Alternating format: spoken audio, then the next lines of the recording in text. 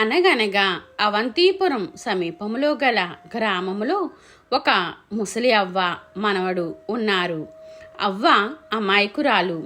ఇరుగు పొరుగు అవ్వకి మాయమాటలు చెప్పి ఉప్పు పప్పు తీసుకువెళ్ళేవారు. అవ్వను సుఖపెడదామంటే అవ్వ చేసే పనికి మనవడికి కోపం వచ్చేది. పైపచ్చు గుట్టుగా సంసారం చెయ్యాలని తెలియదు అనేది. ఒక రోజున అవ్వ ఇల్లు ఊడుస్తూ ఉంటే చిన్న తాళం చెవి దొరికింది. అది తన మనవడి పెట్టిదని తీసి పెట్టె తాళము తీసి పెట్టె లోపల డబ్బు చూసి అందరినీ పిలిచి చెప్పింది. ఆ మాటలు చాటుగా ఉన్న దొంగలు విని హడావిడిగా వచ్చి, మీ మనవడు చెట్టు మీద నుంచి పడిపోయాడు, దెబ్బలు తగిలాయి, డబ్బు తీసుకుని రమ్మన్నాడని చెప్తే తీసుకుని వాళ్ళ మాటలు నిజమేనని నమ్మి ఆ డబ్బులు ఇచ్చింది అవ్వ. ఆ ధనము తీసుకుని వాళ్ళు పారిపోయారు. అవ్వ ఏడుస్తూ గుమ్మంలో చతికిల పడింది. కొంతసేపు గడిచేసరికి మనవడు సరుకులు తీసుకుని వచ్చాడు.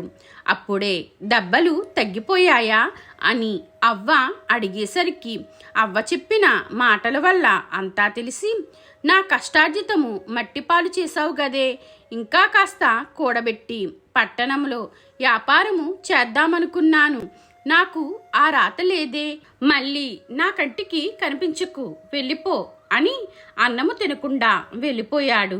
మనవడి మాటలకు అవ్వకు పట్టరాని దుఃఖము కలిగి అడవిలోకి వెళ్ళి పిశాచాల బారిన పడి మరణించాలని బయలుదేరి వెళ్ళి చింత చెట్టు దగ్గర కూర్చుని, పిశాచాలు పిశాచాలు రండి అంటూ అరిచింది.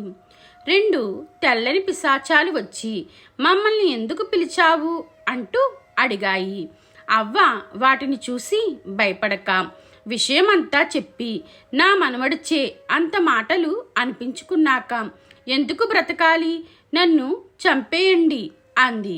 పిశాచాలు కూడబలుక్కుని అది కుర్రదొంగల పని అని గ్రహించి, అవ్వ నీ మనవడు ధనము నీ చేతికి తిరిగి వస్తే ఇంటికి వెళ్తావా లేక చచ్చిపోతావా అని అడిగాయి.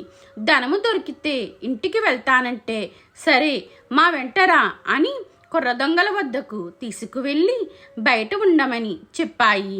లోపల అందమైన అమ్మాయిని వాళ్ళిద్దరూ ఏడిపించటం గమనించి ఆ అమ్మాయిలో ప్రవేశించి, నేను పిశాచాల పెద్దమ్మ పెంపుడు కూతుర్ని, మీ సంగతి చెప్తా అంటూ ఇద్దరిని చావబాదింది.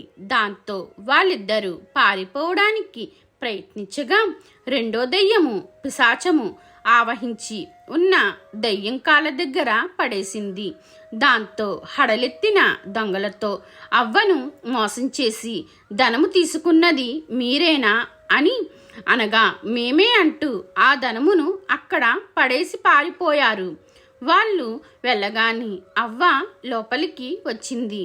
అవ్వ నీ డబ్బు తీసుకో అని, ఈ అమ్మాయి మంచిది, సవతి తల్లి బాధలు పడలేక వచ్చి వీరి బారిన పడింది, నీ మనవడికి ఇచ్చి వివాహం చేసి సుఖంగా ఉండు అని చెప్పి అదృశ్యమయ్యాయి. అవ్వ ధనముతో పాటు అందగత్తెలాంటి అమ్మాయిని తీసుకురావడం చూసిన మనవడు, అవ్వ ఎవరు ఈమె అన్నాడు. నీ భార్య, నీ ధనము ఇదిగోరా అంటూ జరిగిన విషయము చెప్పింది. మంచి ముహూర్తం చూసి వారి వివాహం జరిపించింది. వారు సుఖంగా జీవనం సాగిస్తున్నారు. మీకు ఈ వీడియో నచ్చితే లైక్ చేయండి, షేర్ చేయండి, కామెంట్ చేయండి, నా ఛానల్ని సబ్స్క్రైబ్ చేసుకోండి.